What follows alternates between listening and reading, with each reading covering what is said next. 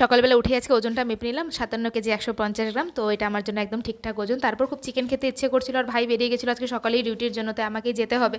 তাই দন্দনকে সাথে নিয়ে বাজারে চলে গেলাম। বাজার থেকে কিছু সবজি নিয়ে আর চিকেন নিয়ে বাড়ি চলে আসলাম। আর এদিকে দন্দনকে বলছিলাম যে তুই তাড়াতাড়ি স্নানটা কর, কারণ তোকে স্কুলে যেতে হবে। তারপর এদিকে ওকে খাইয়ে দিতে দিতে মা আমাকে ছাতু শরবতটা গুলে দিল, তো আমিও ছাতু শরবতটা খেয়ে নিলাম আর ওকে খাইয়েও দিলাম। আর এদিকে বাজারে যে গেছিলাম তখন সেই জামা কাপড়গুলো ভিজিয়ে রাখলাম, মাগুলো স্নানের সময় কেচে দেবে। আর ড্রেসিং টেবিলের সামনেটা না প্রতিদিনই চেষ্টা করি স্নানের আগে জিনিসগুলোকে একটু নামিয়ে মুছে তারপর হলো স্নান করতে যাওয়ার, কারণ এখানে এত ধুলো হয়।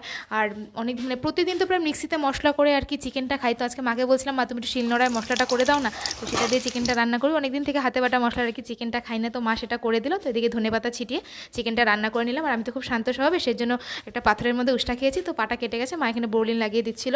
আর স্নান টান করে এসে তারপর মা ব্যাংকে যাবে, একটা ফর্ম লিখে দিলাম। তারপর খাওয়া দাওয়া করে বিকেলবেলা চলে গেলাম মাঠে। আর দেখো প্রায় 4:30 5টা বাজে, তখনও রোদের তাপ কমে না।